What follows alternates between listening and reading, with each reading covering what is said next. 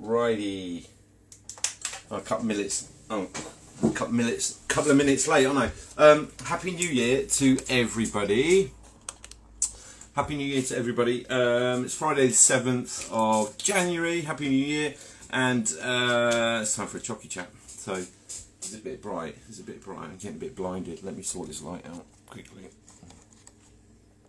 Oh.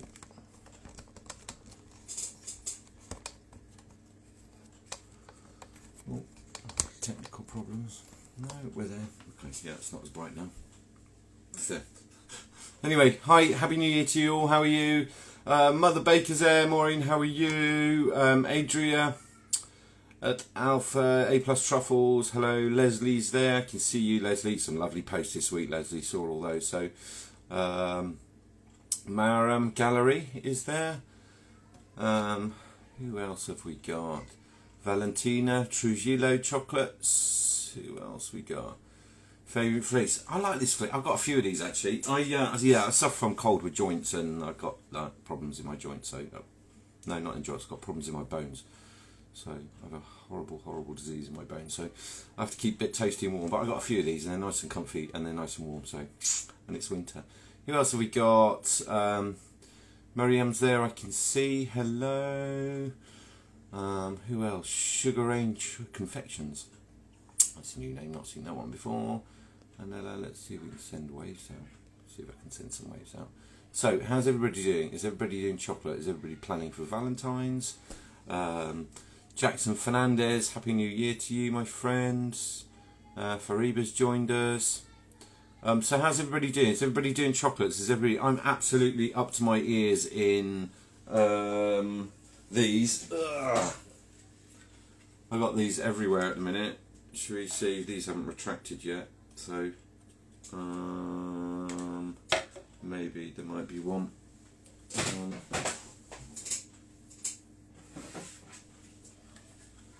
They're everywhere at the moment, so chocolate. Ooh. Oh, I just there we go. Little chocolate love hearts. Been spraying all day today as well as doing the cake bar. Shall I show you those?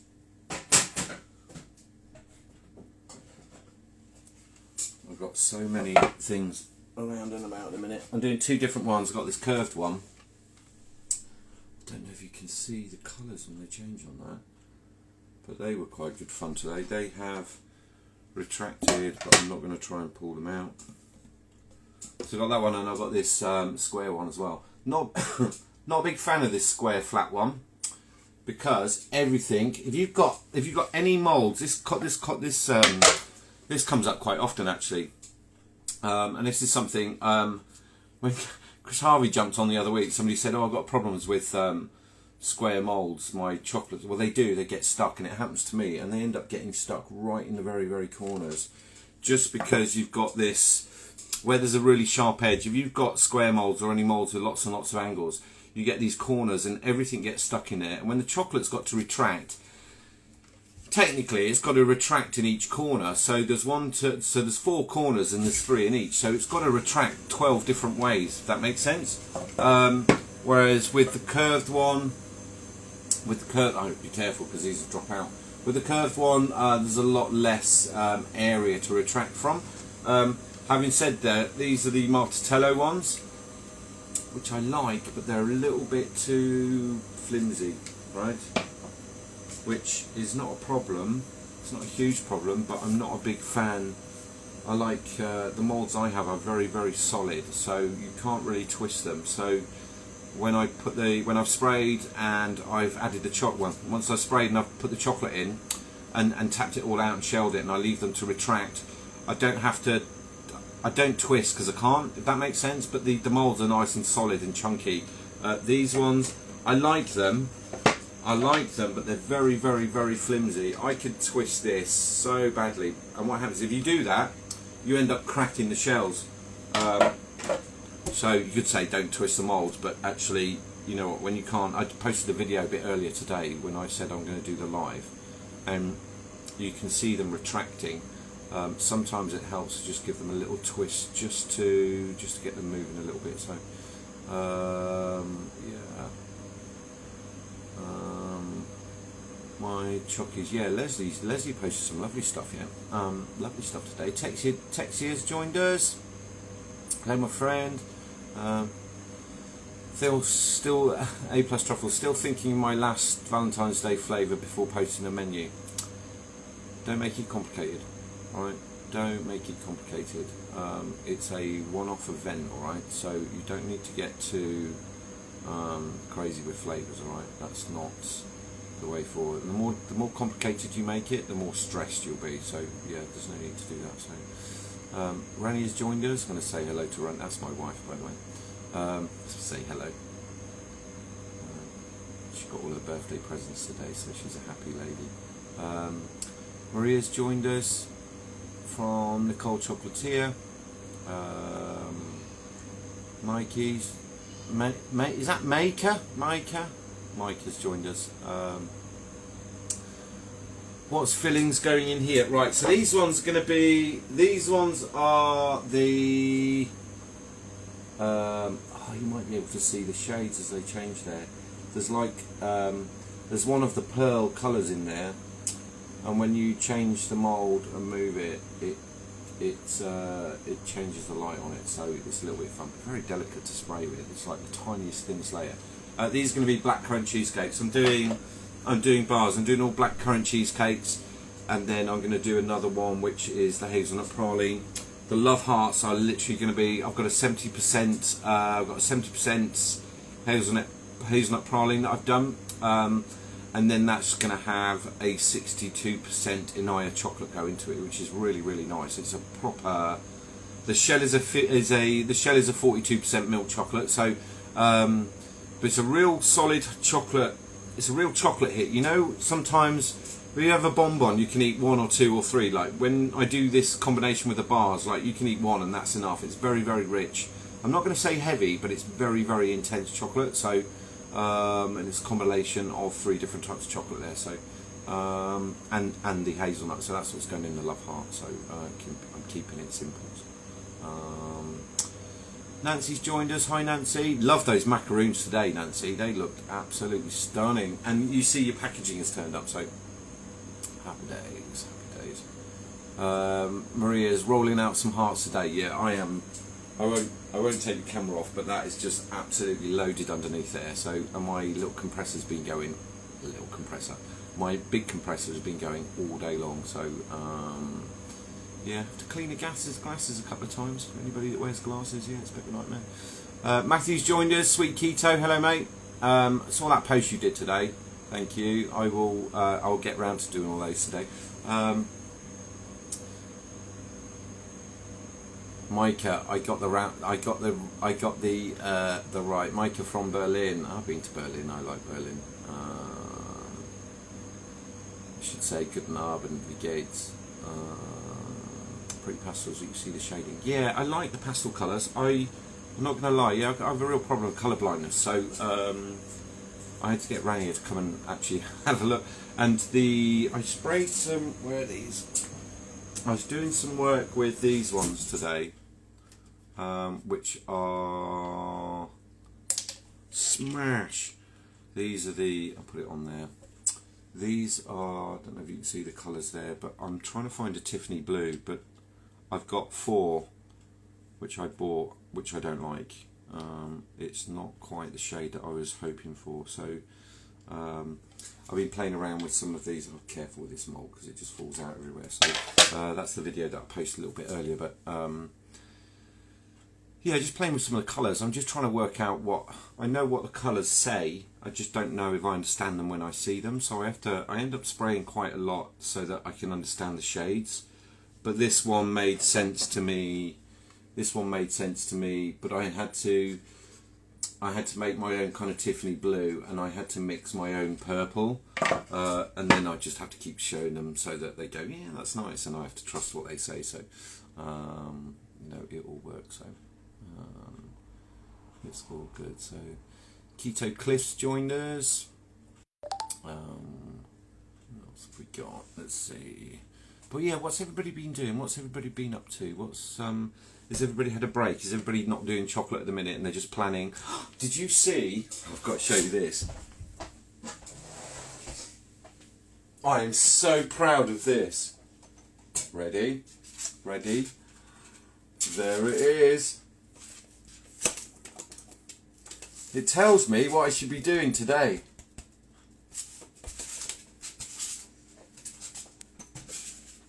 I thought I'd share that one. That was a moment, I had a moment, not a moment, I don't get bored ever, but I had a moment of boredom and it's like, oh, what should I do? Should I do the account? Should I? I know, I'll make a planner. And it worked out really well because every day it's told me what I need to do, so it's not lied once at all. So Fancy Nancy, I'm using the Tiffany blue and it's a Roxy Rich Turquoise Aphrodite. Yeah, you know what, I have, shall we get one of the boxes down? The one I've got, where are you? Can't see the colour, so I'm going to have to read the Turquoise Appetite. There's Turquoise Appetite, where's the other ones? I think they're in the dehydrator. And then I've got Tiffany blue. So I've got two there. And they're very, very, very different. And there's another two in the... but they didn't really come out the shade that I was hoping, even when I did them as a thin layer and then a thick layer, and then I backed them with white, then I just tried them with white chocolate. I don't know if it's my eyes, but it just wasn't blue enough for me, but for what it is that I want to do anyway. So I'm sure, like normal chocolate, yeah, it'd be absolutely fine, but there's specifics that I'm kind of looking for that. So, who else we got? Nicole, 12 inches of snow today, lots of shoveling. We don't get snow here. We had snow here about 10 years ago. I live on an island, right? We don't... The last time we had snow of any worth, I think, was 2012, 2013. So, yeah, we're doing alright, I don't mind. But I do miss snow. I grew up a little bit in Germany where we had a metre of snow was quite normal, and I never really appreciated it, ever. Now I'm here and it's, you know, we're lucky if we get frost on the car, so so Mother Baker, I'm doing Mum's birthday cake, so I'm back to making flowers, then back to Growstone next week. Happy days. Yeah, it's all a little bit quiet. Matthew's starting Easter eggs on Monday. Matthew, are you a fan? Do you like thin shell or chunky thick shell when you do the Easter eggs? Easter eggs is not something I'm doing because I kind of need to be able to post out, and I never really had much success posting them out, so it's not something that I want to put stuff into this year. But yeah, just yeah, thin shell, thick shell with Easter eggs. What's the deal? So Leslie Marshall, sugar flared duck egg. Yeah, I've got some of the Colour Mill colours, and I've actually made my own Tiffany blue up, which I was happy with. So I just needed it to be a better shade. It's probably more turquoise I'm looking for than it is the Tiffany blue. The problem is I can't see the bloody colours. Yeah. So JDA is saying, I've been getting in my equipment. I've purchased my compressor last week and just purchased my airbrush and water traps as well, like 10 minutes ago. Water traps, that's an interesting one actually. I won't get them out because they're stored away. So the compressor has a vapor trap, right, a moisture trap. And then there are small ones that I can actually put onto the guns. Let's get one out. There's a vapor trap that you can put onto here. Oh no, somebody asked me a question about a valve. They've got an airbrush with a valve on the front here, and I'll explain that in a minute actually. What I need is a pointy thing so you can see. So yeah, you can get these moisture traps that go, little miniature moisture traps that go on the bottom here. The problem is they're made of plastic and they're very, very, they're not even temperamental. They're very, very soft, all right? So if you screw them on too far or screw them on too tight, you can't get a very good seal on here. So what happens is you screw it on a little bit tighter and then it cracks and then it doesn't work. So the moisture traps that actually go between here and the hose, they seem like a good idea. I do use them occasionally if it's really humid. But when I say really humid, it needs to be 75–80%, which doesn't happen often. But if it does, and I actually do need to do chocolate, then I will just make sure the compressor moisture trap is empty. I'll make sure that there's a new hose. With these hoses, anybody that's in a very humid climate, so these are rubberized hoses, all right. There is a hose called a one-shot, which is a plastic hose, but it's very, very thick. There's not much give in it. It's not very bendy. But the one-shot hoses are thicker plastic, and they are worth having a look at. They come from the art spraying store, I guess. They're part of that kind of makeup. But the one-shot hoses, because it's thicker plastic, because they're not as malleable, they don't hold quite as much, they don't cool down quite so much, whereas these rubberized ones, yeah, they do cool down quite a bit. You only have to put your hand on after you've been spraying to see how much they cool down. When the hose cools down and the air gets warm, that's when you start getting lots of moisture. Your option really is to change to another hose, which you've all got hanging up, haven't you? You've all got them hanging straight. Somebody said to me recently they curl theirs up and put them in a fridge. They curl them up, they put them in a plastic bag and they store them in the fridge. In theory, that's okay, providing when you take them out of the fridge, the room is the same temperature as the fridge. Because what happens is, you want this at room temperature, and then you've got cold air going through it. If you store these in the fridge, I don't know why you'd want to. Eventually, this will warm up and it will probably produce more condensation straight away. So. But yeah, if it is really, really humid, there are hoses called one-shot hoses, and they're a little bit better. They're just not very flexible, and they're not like, I mean, some of mine are like, I don't know what that one is. That's only 1.5 meters. A couple of my hoses are 3 meters. It's like compressor could be outside down the garden, and I could be spraying in here. So, not that I do that. But yeah, that answers that one. I'm going to explain what this. I don't use them, but what you find sometimes, you get some airbrushes, and on the front here you have this little. Looks like a little screw, and it's called a MAC valve. And a MAC valve is again from the art world, but you can use it in chocolate. As you look at the pen, as you screw it anti-clockwise, it goes in, and clockwise it comes out, right? But it means that you can be spraying. Let me attach this. I don't know if this is on, is it? No, it's not. So you can attach your hose and you can be spraying. And what you can do is, rather than having the control here, yeah, so that controls the paint flow.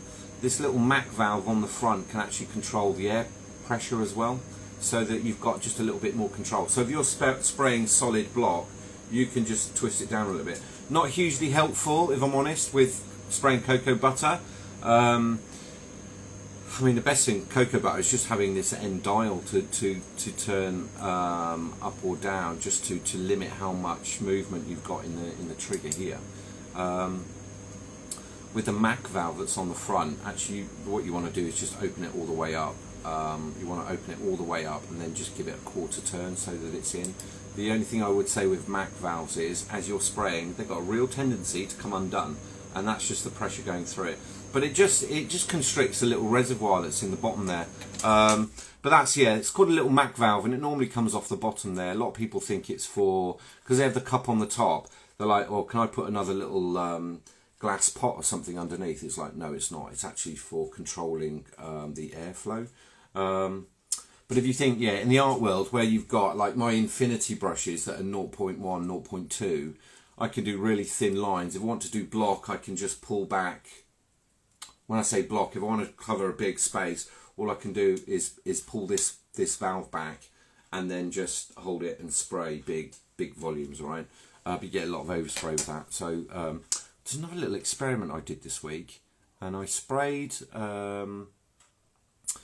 I had to spray some plain cocoa butter, just melted.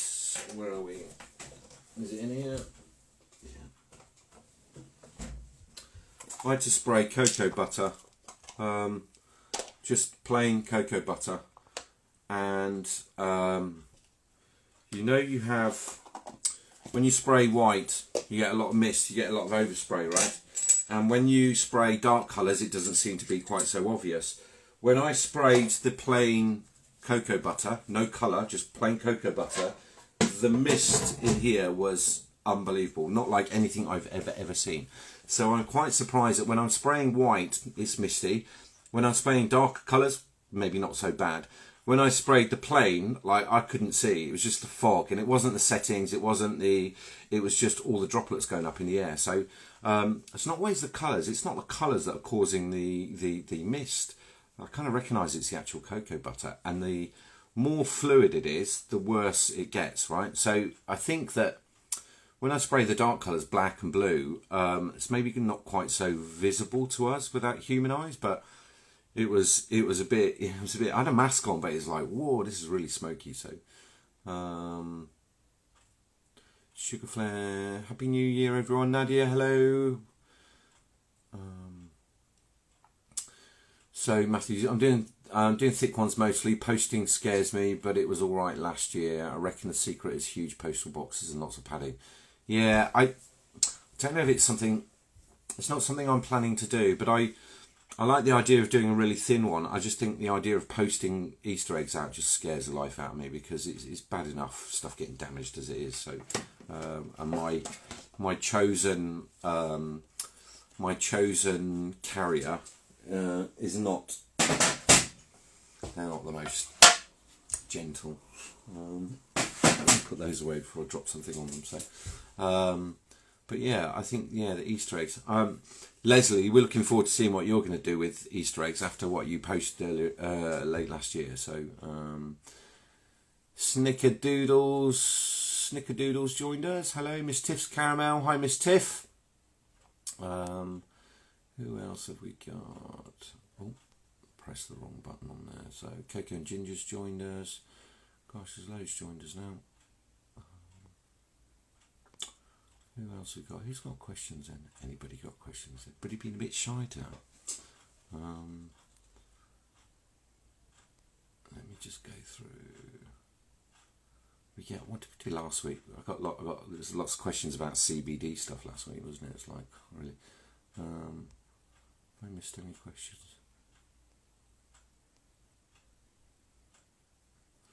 If you do Easter eggs, do you have to do multiple layers to stop blooming?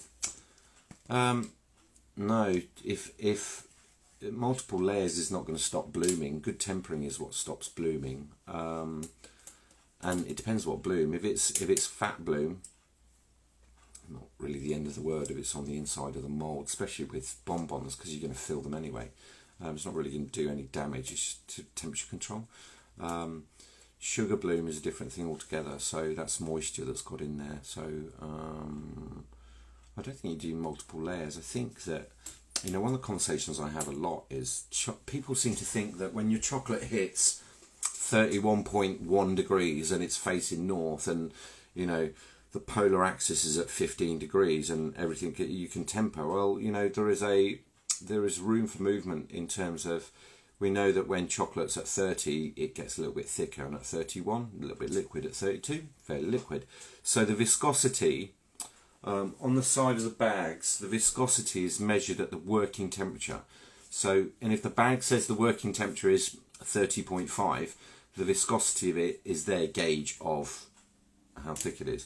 The bloom, multiple layers isn't going to stop bloom. Good tempering is going to stop bloom. So, and whether that's seeding, whether that's using silk, whether that's using micro, just controlling your temperatures, I think, more than anything. Oh, my phone's not playing tonight, is it? What else we got? Any questions? Will the bars be going on general sale? Yes, they will. As soon as I got them done, yeah. I'm a bit behind with stuff at the minute. I'm not behind.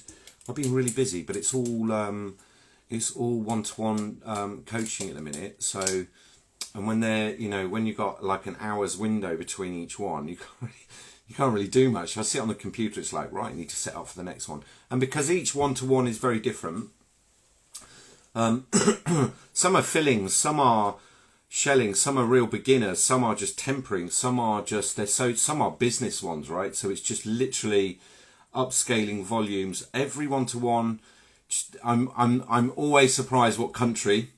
Kind of been going around the world every day this week. Yeah, every 1-to-1's different, so it's quite difficult to get a day of absolute, solid prep done in here. So, but the bars, yeah, once I've done those, I've got one lot done already. So, and I'm actually going to use the packaging I've already got to post those out. So I was going to do single flavour. I think that's my plan anyway. So rather than mix them up a little bit. So Alpha, could I use cocoa butter in place of white chocolate in flavoured ganache fillings? Yeah, you can. Yeah, you can. It's going to be Adria, it's going to set much more solid though. So white chocolate is quite malleable. White chocolate's quite soft, right? The hardest is dark chocolate, right? Because you get a real solid snap, right? What I would do when we talk about shelf life, the obvious thing is people say, well, I need to add glucose, I need to add sorbitol, I need to add other additional sugars, right? Whether it's inverted, whatever, or sucrose or whatever. They need to add more sugars, and that will give them shelf life. The problem is they dehydrate. So what you actually want to do is fats. And if you have a look at a lot of recipes, it will say to add cocoa butter. So you literally melt it to 32, temper it down. If you're going to use cocoa butter, you need to temper it. But if you can probably add a third of cocoa butter to white chocolate and make your ganache as normal, and you'll find it will just set a little bit firmer.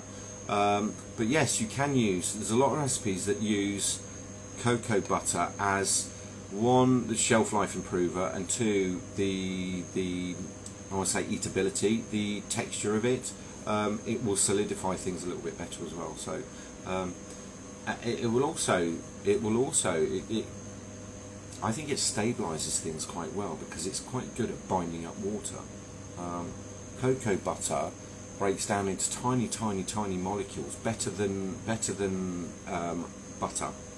Certainly better than cream, which are quite big fat molecules. So cocoa, and it's vegan as well, right? So it's plant based. So yeah, it's probably a good option.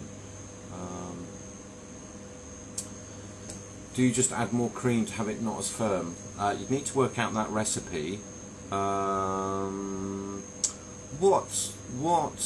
Adria, what recipe is that? Ping me a message. Ping me a message with the recipe. If you're looking for it to be more firm, you need to add more cocoa butter to it. If you want it softer, you can add more sugars and less chocolate. So white chocolate generally is 2-to-1 or 3-to-1. Yeah, so 1 part cream to 2 parts or 3 parts chocolate. So generally speaking, so plus your sugars, plus you need to work all that stuff. So what other questions have I got here? So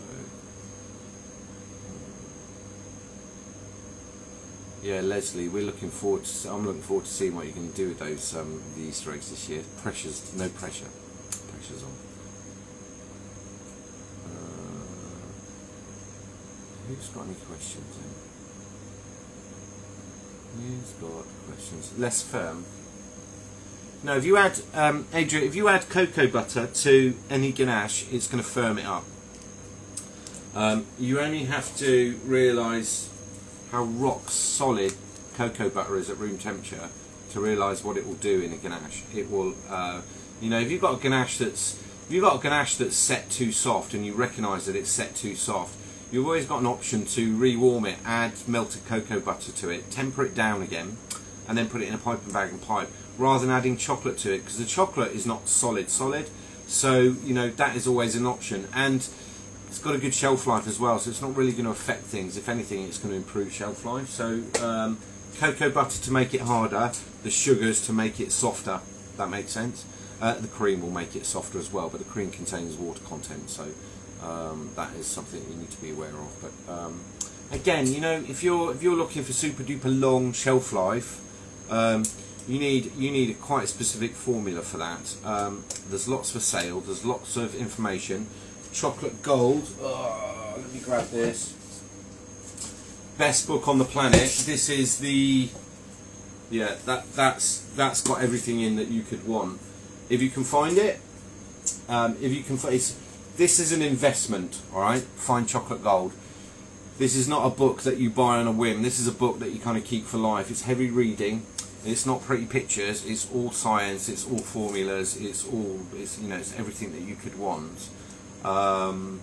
And it talks to you about long shelf. I mean, there's recipes in here that go up, I think, go up to a year or 18 months. Not that you want anything that long. I don't want anything that long anyway.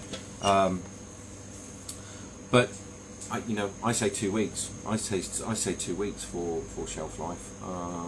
Any longer than that, I kind of got to question why.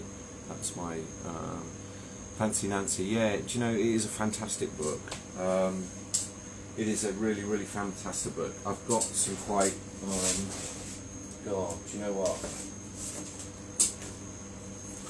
That's a good one. Bouchon by Thomas Keller. I never showed everybody what books I've got. Here we go. Here's a. That's who I used to work for. That's got some good stuff in it. He was a tyrant. No, he was lovely. What else? I've got so many books. There's literally hundreds and hundreds and hundreds. French Laundry as well. Pat de Fruit. The Pat de Fruit in the French Laundry. In that book, the Pat de Fruit in the Pat de Fruit in this one, he goes into the real science behind it, and it's just the page he dedicates to Pat de Fruit is really, really good in there. Really good. Do I have super beryllium? No, I don't. No, I don't. I don't have any books on spraying. My knowledge of spraying is what I know, and the experiments that I do, and the fact that I've been using airbrushes for the best part. I'm just going to move those before I drop them all on the floor. My knowledge, my knowledge is 25 years of using airbrushes. So and recognising I know what I can do with them based on having used them for so long. So I don't have that book. I'd like that book, but I think there's some new stuff coming out shortly. So I know there's some new stuff coming out shortly. There's something coming out in May. It's a good friend of mine. So. There's what else would I got? Just started making chocolates, only family friends. I've been looking at the compressors. Do I need to buy one with or without an air tank on top? Only be spraying about 6 moulds at a time. Right, Patricia. Where are we? Let me have a look.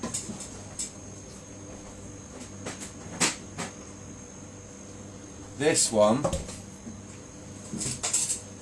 I use this one for years, right? It's called an AS18. It's a single, there's no tank on it, right? So it's just constant flow, right? The difference between this and the big compressor I've got there is that's got a 4 litre tank on it, which means the motor starts and it sprays, and then it's silent. It doesn't really do anything until I've got halfway through that 4 litre tank, and then the motor will kick in and keep adding on. With this one, you could spray 5 or 6 moulds and you probably get away with, you can go up to 55 psi, not a problem at all. It's very difficult to gauge this accurately, whereas with the big Sparmax, if I want to spray at £25 or 15 or 32 psi, I can be very, very accurate with it. If you're starting off though, these little they're called AS18s. It's an AS18 Mark II, this one. It's a 6 horsepower. Goes up to 58 psi, and it starts at 43. So very difficult if you go down low pressure. Great if you want lots of, if you want splatter and you want to do the tiny dots. And that's what I use this for. I don't use it often, but it's the splatter you get from the Sparmax. What you have to do is fill the cup, and then I spray onto a mirror until I get the splatter, because the first stuff that goes through the reservoir has got a little bit too much top pressure on it, so it's a fine balance, whereas with this one I can just turn the pressure down and we're away. My advice has always been to put the money into the compressor, not into the brush. 0.5 and 0.8, no matter where you go, it's the same. These brushes weren't designed for cocoa butter, they were designed for very, very thin fluid ink, thinner than water. In fact, most of the inks that you buy, you then have to buy a regulator to thin it down even more, just to get it to go through a small needle. So put the money into the compressor. Whether you buy something like Sparmax, like I've done, I recommend that one. Or you buy the little these you can find these online. They're quite good. They're a little bit noisy. They rattle around. If you're starting off, this is not a bad purchase to then establish whether it's something that you actually want to continue to invest in and go further. I wouldn't, you know, if you're just starting off, spending £250–300 on a big compressor only to discover you don't like the hobby, that's kind of quite expensive. So these little AS ones, they're good to start with, and what's good on these is the regulator is almost identical to the other one, so you can actually learn how this works and how you need to set up every time. So I think, you know, it will handle 6 molds, not a problem at all. Whereas, you know, the big one, I can do 100+ molds and not even have a change in pressure. So you can buy these. You can buy these with another tank. There's a 2-litre tank that goes underneath them. I think they're the AS21s or 24s. Either are good, but it's still a single motor. It's an oilless single motor, so it's just permanently running. All right. When you stop spraying, the motor turns off. The second you press down for air, it kicks in again. So, but they get warm. They get warm very quickly. So by the time you get to 5 or 6 molds, you'll find that the compressor is very, very warm, and you start getting a lot of moisture down through the hoses. So if you've got this and you're going to go with this, buy yourself 2 or 3 spare hoses to go with it, just to get through the amount of moisture. It's just because the motor heats up so quickly. So I hope that's answered that one for you, Patricia. Can you freeze pre-crystallized chocolate Calettes and use the same method as freezing bonbons? Humidity is off the scale in Sydney. Not sure if my bags of chocolate's going to survive. I wouldn't freeze them. I'd put them in the fridge. Get them in, double bag them in a Ziplocs really, really well. And I would get them in the bottom of a fridge, and they'll sit there absolutely fine. Whatever they're sealed in, you don't need to freeze them at all. Yeah, just put them in the fridge, but double Ziploc them. Get as much air out as you can. If you can vac pack, that's a good option as well. There are some real cheap little vacuum machines now. Not the big commercial lidded down ones. Don't really need that, but I would put them into bags, and I do that in the summer here. I'll just vac pack what I've got, and I'll just pop it down in the bottom of the fridge, because there's nothing worse throughout humid season. Your chocolate, especially if you buy the big 10-kilo bags, they're in the worst plastic unsealable bag. Oh, you're going to start me on this, but yeah, dear Calettes chocolate, please Google Ziploc bags. I could say the same thing about breakfast cereals, right? Why aren't breakfast cereals in Ziploc bags? Like, what is that? You open it up and it's just fucking tables awash with cereals. But yeah, I wouldn't freeze them. Snickerdoodle, I wouldn't freeze them. I would just get them to double Ziploc them, vac pack them if you can. Yeah, put them in the fridge, just label them up, put them in the fridge, they'll be absolutely fine. The last thing you want is any moisture to get in them, and if it is humid and you leave them out, chocolate is like a sponge, it will suck everything up.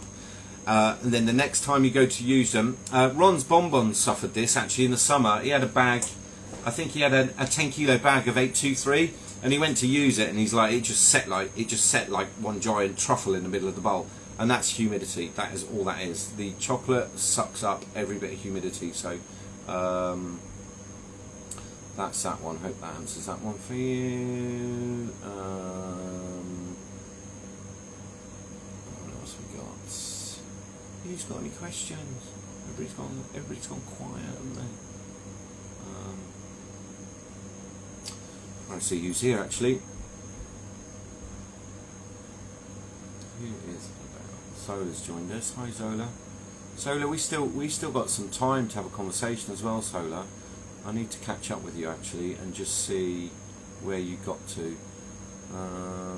Yeah, just want to see where you got to, Zola.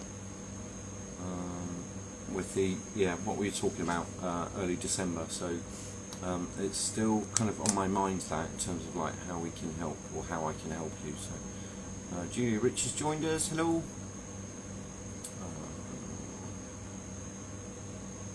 Who else? Nobody's got any questions, have they? Everybody's been quiet. Is everybody sleepy because it's New Year?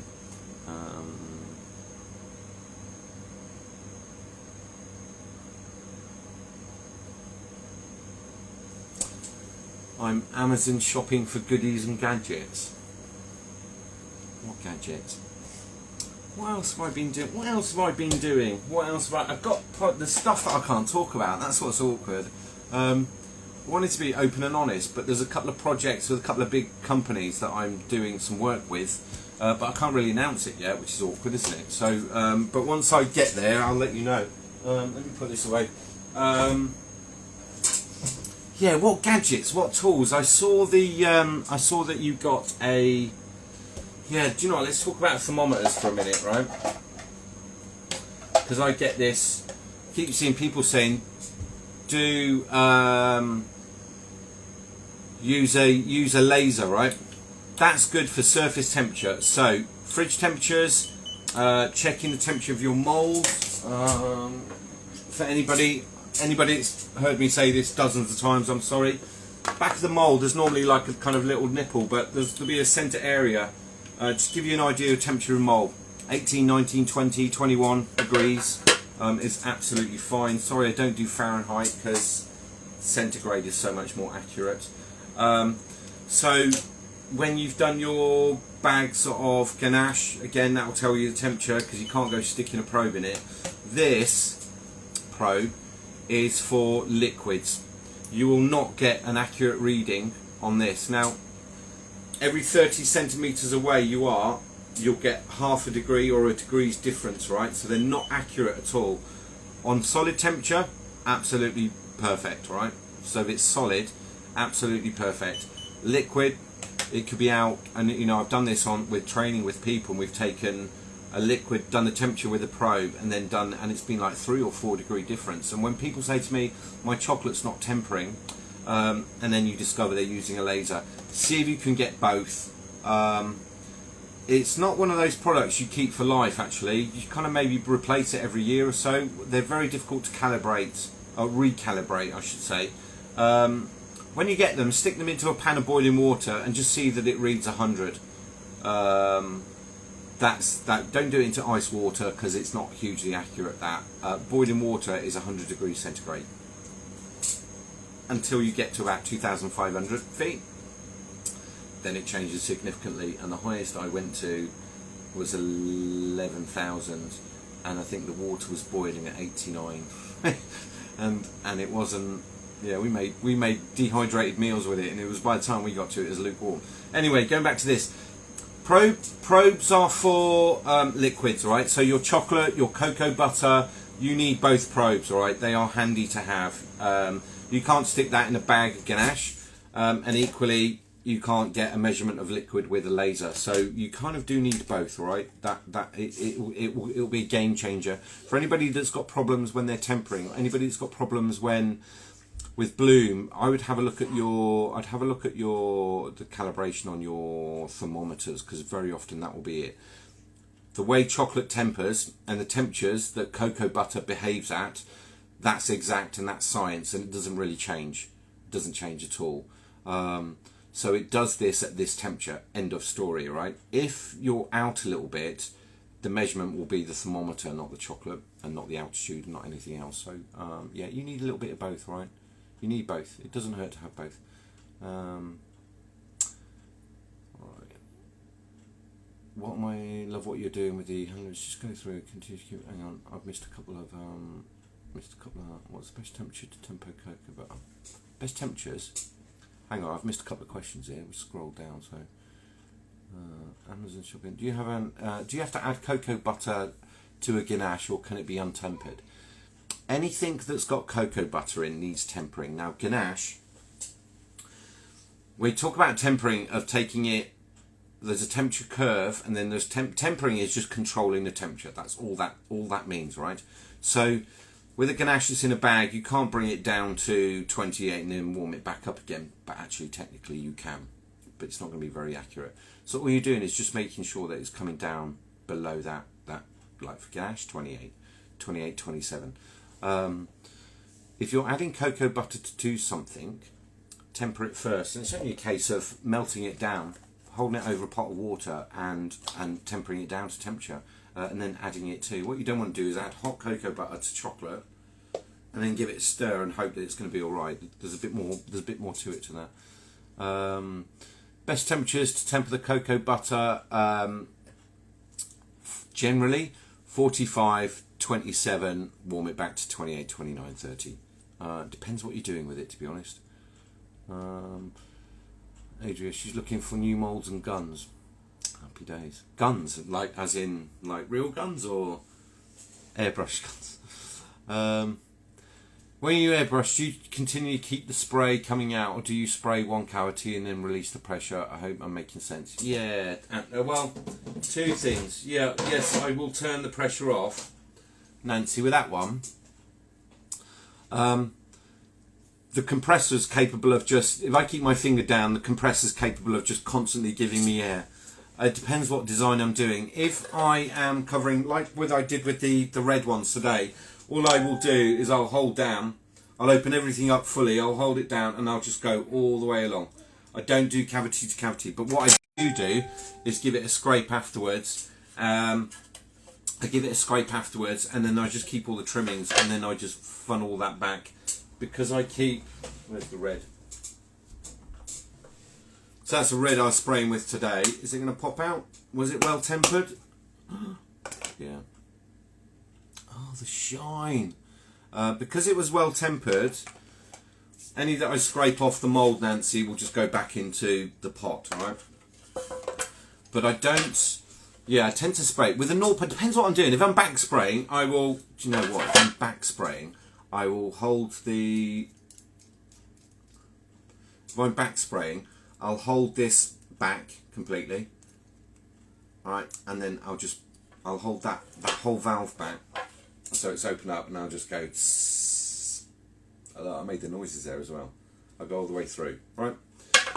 If I'm blowing or I'm doing different designs, it's on off, yeah, it's on and off. So it really depends what you're doing, Nancy, but. I will turn the pressure off. I think the problem with turning the pressure on and off is you get all this build up on the tip, and there's some easy ways to get rid of that, and it's kind of a natural byproduct of spraying. But if you keep doing it too much, eventually, especially 0.8s, what happens is your first spray when you stop is just a load of splatter. Which, if you're going for that design, great. When you're not going for that design, bit of a disaster. So it's a bit of both with that one. Julia Ritchie, love what you're doing with the pearl cocoa butter. Yeah, that pearl gave me some challenges today. I think any pearls you need to spray light layers, and you have to keep going back to it. Unfortunately, it's just the nature of the flakes that are in there that make them reflective. They sink very, very quickly. So it's very hard. It's very light. A very light layer and another layer and another layer, and eventually, yeah, you do get there. So. Happy New Year. Any tips on blowing techniques for airbrush? Yeah, hard to demonstrate it here without it being on, but you need to work out how it's all up and down. Do you know, honestly, it's practice. It's practice. There's nothing wrong with melting some cocoa butter and spraying. Spraying and practicing different heights, different temperatures, different pressures, different temperatures of butters. They all behave very, very differently. You need to work out. Dark colours is one temperature, pearl colours is another temperature. You know, they all behave very differently, and it's working those out, and it's getting a mould, and it's just working those things out, because that's actually where your skill comes from. Is just actually knowing what and where, and what works for me at one temperature might not work for somebody else at a different temperature. You're trying to control all the temperatures. You can try to control some of the pressure as well. I do have the ability though to spray and turn the pressure up when I'm blowing, to turn the pressure up as I'm blowing, and that takes a lot of practice. That takes a lot of practice to be able to do that, and you need to have the stuff around you right next to you set up so that you can do that.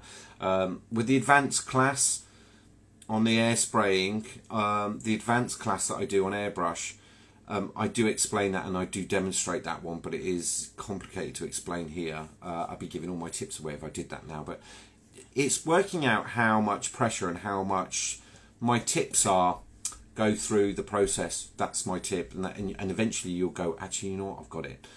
If not, sign up for my online. I sign up for my my one-to-one on airbrushing, because I go through all of that. I go through some very technical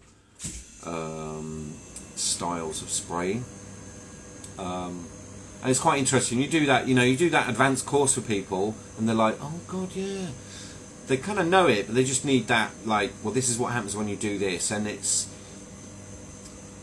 not set one pressure and spray. It's absolutely the total opposite of that. It all changes, and it all changes for a reason. You kind of need to know why. So I think, to be fair, for my business, the advanced course explains all that. So that's the people that are doing that, the people that sign up for that, get that almost immediately and go, right, okay, now I understand. I absolutely understand that. So how can I make cocoa butters less translucent? Charity, that one.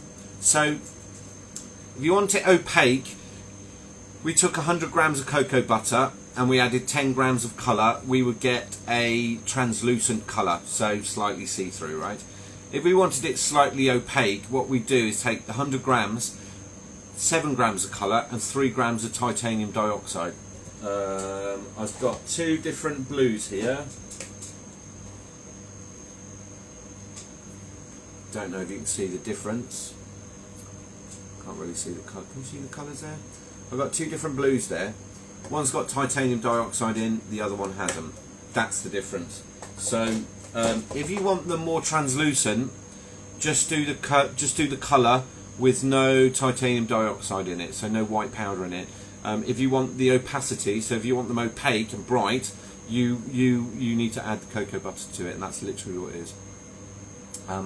Adria, an airbrush, of course. Well, I know, but in American, everybody's like got guns, haven't they? I think that's not actually true, isn't it? That's quite bad of me saying it. Where can I purchase my Creo? Adria, I'll send you a link for that. Actually, Maria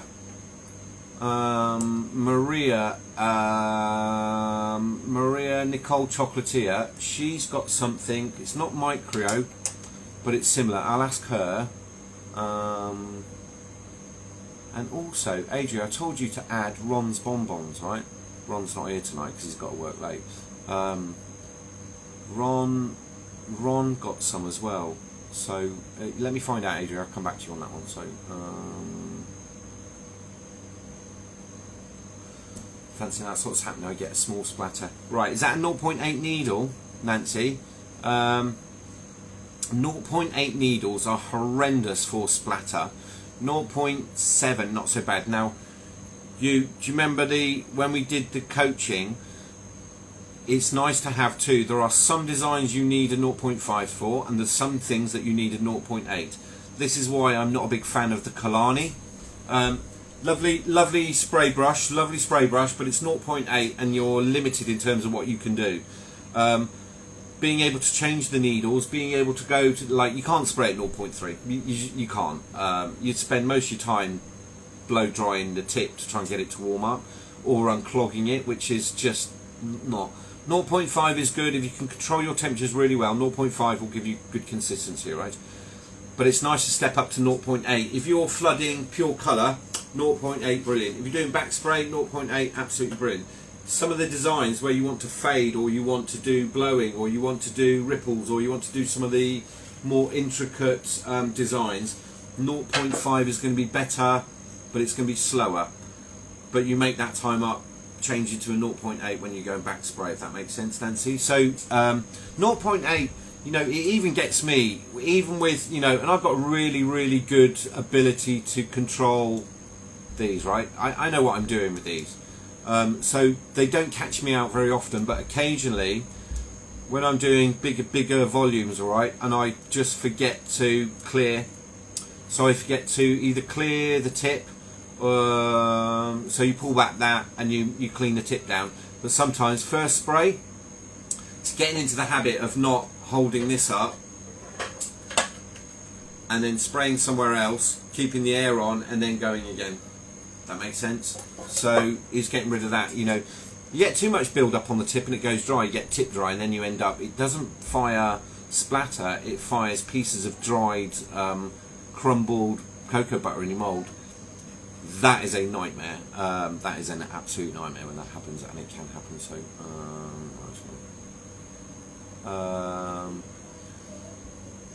yeah, I'll be signing up for, I think, Kelly. Yeah, Kelly. Yeah, let me know if you want to do that. You know, the advanced airbrush. Yeah, I'll show you some things that would probably take you a year to discover on yourself. So it's yeah, it's quite good. Is there a way to tell if cocoa butter needs backing to come out its true colour? I think the only thing you could do there, if you sprayed, if I back spray, I can shell in whatever chocolate I want. If I have got a light colour and I do white chocolate, we're going to be okay. If I've got a light colour and I do milk chocolate, all right. If you do dark chocolate, you're like, well, that's not what I had planned. So how do you tell? I don't know. Visually, I think you need to look at it. The darker colours, you know, I sprayed red today, and it's a flame red by IBC. And I quite like that one, but there it's quite dark. To get the bright, vibrant colour, I still need to back spray it. I don't add white to that because it comes out a little bit too pink. Not that I know, but I can't see pink or yellow. Can't see red, brown, pink, yellow. Can't see green and brown very often either. But my advisors tell me like that's not red, that's pink. So I'm like, oh dear. So yeah, I've made my mistakes. What I tend to do is do my base colour and then put white behind it if I've got a different chocolate. So it's chocolate lead really for me, that one, Nancy. Who else we got? DJ Master Cash has joined us. He's got some lovely chocolate on his page as well. You should go give him a follow. So fancy Nancy, I need to take your airbrush class. Nancy, I'd love to have another chat with you. I desperately want to know how you got on since you... send me an email. I'd like to know how you got on since we had our session. So, Chef Alat's joined us. Charity, how can I store bonbons after practicing? Don't you eat them? That's what we do. We're making food. You eat them. How many are you making anyway? If you're making hundreds, you know, that's a different thing. Storing bonbons depends on your room temperature. I've got a nice cool 18 degrees here, so mine are at room temperature. You can store them in the fridge if they're well protected. You can store them in the freezer if they're wrapped and well protected. Ideally, though, at room temperature if you can. Charity for that one. Who else has got? Spicewise has joined us.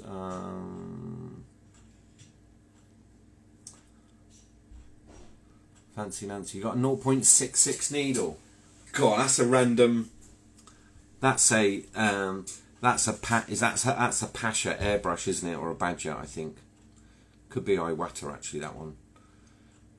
0.66. Gosh, right, you're right in between. 0.66 is really good. So if you're getting splatter with 0.66, go back to my notes that I sent you about. Nancy, we need to have a chat because actually I can fix that for you right away, but I'm not going to give away one of the biggest tips that I know about spraying because as much as I want to tell everybody everything, my business is actually coaching, so I'm not going to give everything away, but there is a fix to splatter. Splatter is actually about pressure. It's about pressure and it's about how much you... When you fill this up, you've got downward pressure. If you've got too much pressure going through, all right, we're getting into some advanced stuff now. The fuller this is, the more even this pressure will be. The less that you put in here, the more you have to change this pressure. So now we've got downward pressure and backward pressure. So pressure to push out and the amount of ink or cocoa butter available. It changes, and the problem is you need to turn the dials as you're using it. So, and I'm not going to tell you which way, but Nancy, yeah, we can fix that one. We definitely fix that one for you.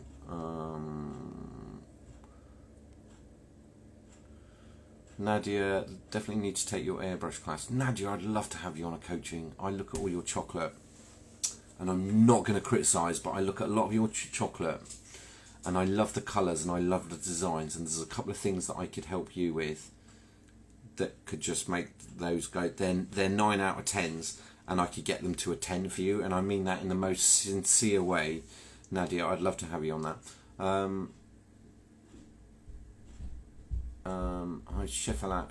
Can we make colour with cocoa butter inside the kitchen? How do you mean? You make cocoa butter wherever you are. Melt your cocoa butter to 45. Add your melt your cocoa butter to 45. Put it on the scales. Measure out. I always do 100 grams. All right.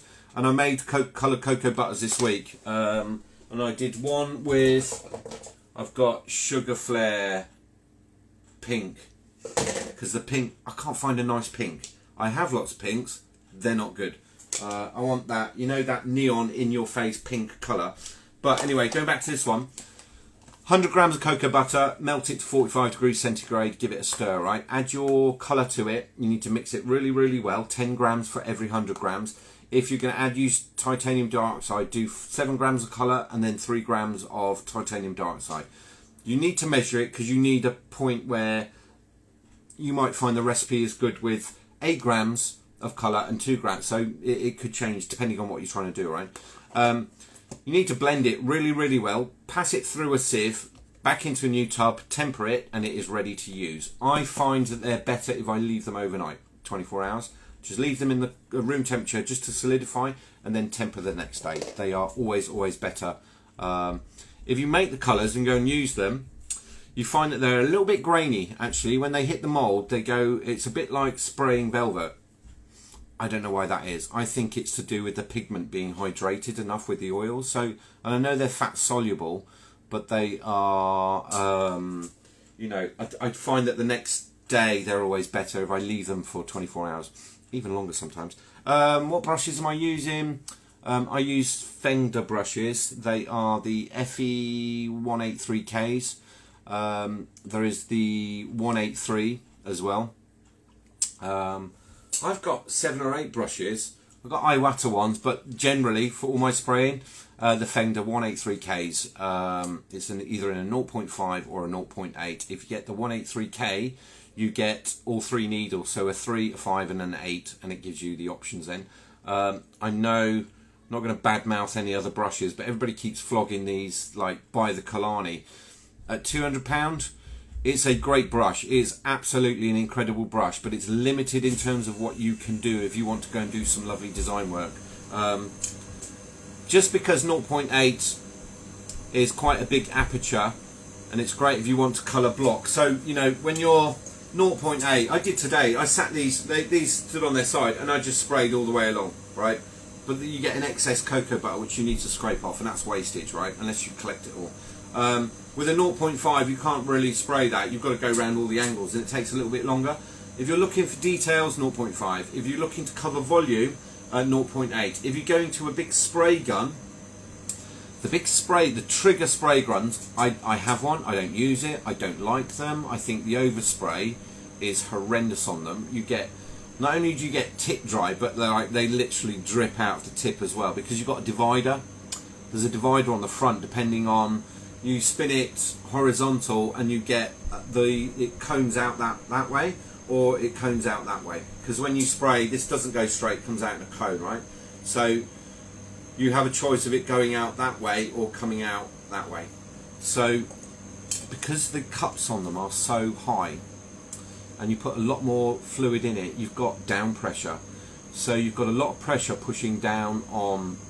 So the first ones that you spray are absolutely soaked, and as you get towards the end, it's a little bit light and it's a little bit splattery. So trigger guns I don't really like. I like dual action. I'm used to dual action. I am quite good at controlling these. So Fender, they're the 183Ks. I rambled on a bit there, didn't I? So is the cocoa butter you use for skincare the same cocoa butter for chocolate?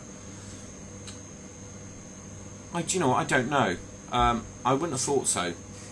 I would have thought that the stuff for skincare has additional things in it, and I don't think it's the same one. The cocoa butter we have.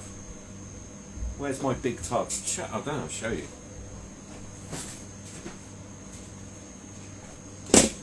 Here's a week's supply of cocoa butter.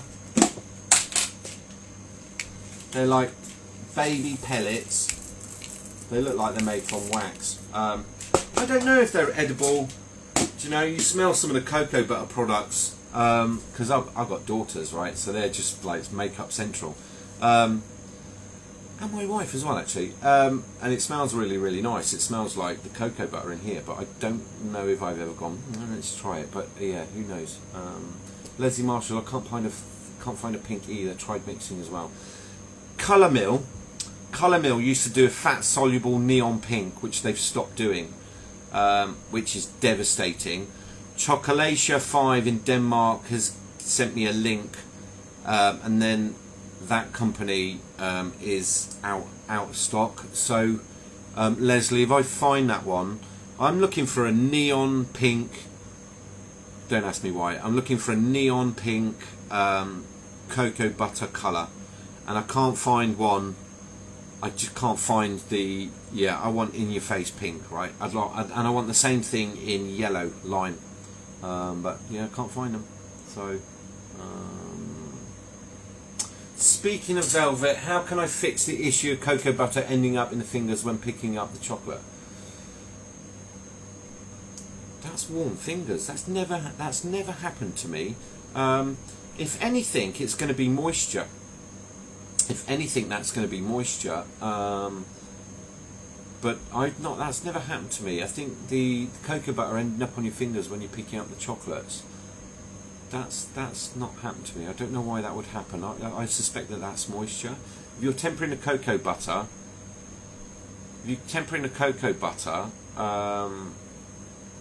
properly, I think that you're leaving it to set, right? Have a read of the notes, Nancy, because I think they're...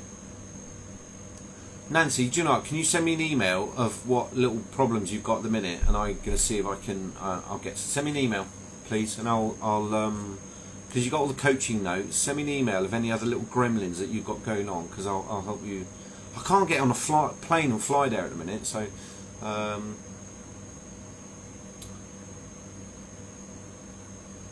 So yeah, you've got Kalani and you're finding some of the designs harder. It's a great brush. I'm not going to badmouth it, right? And I understand why chefs promoted it. I do, because they probably started off with 0.3s and they don't understand maybe how these work. 0.8 has its uses. 0.5 has its uses. I have a 0.6, which is really, really good for light colours. I have different, there's 3 just for today's stuff. Well, I think I was using 3 brushes. Yeah, there we go. Just today was those, because they all do slightly different things, and that's the craft, isn't it? It's, you don't have one chocolate that does all. You don't have one colour that does all. You don't have one ganache that does everything. Well, it's no different with these, and as you get better and you get more proficient, you recognise, and I think with the right amount of training, you recognise that some things will do other things, and when you have the right size tool, you can do it very, very quickly. Trying to do the blow effect with the wrong size is a nightmare. You get the right one and you get the right temperature, actually.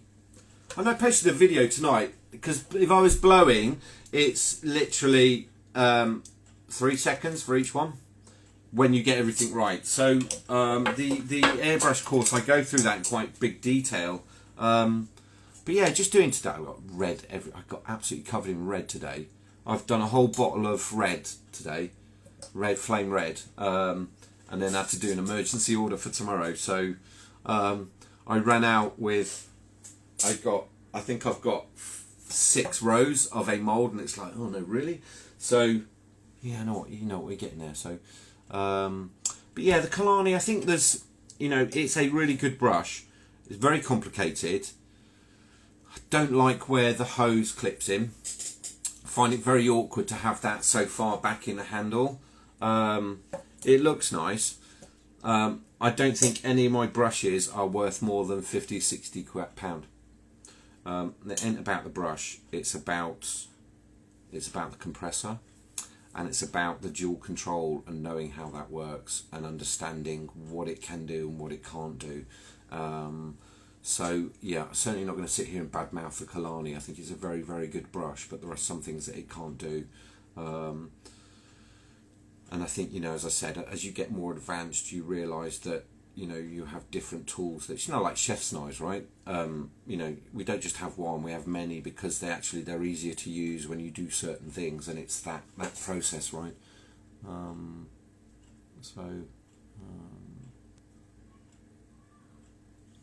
Have I tried Pastry Chef for the neon pink? No, I haven't. Would it be because I left it in the freezer too long? Yeah, Nancy, send me an email on all those. All right, I'm gonna see if I can get to the bottom of those ones for you. As you're a businesswoman, a woman in business, I'll have a look at those soon. I should write a book on airbrushing. I'm doing a program at the moment, so I'm hoping. I'm a bit. It's going to be a statement here. I'm a bit kind of anti the.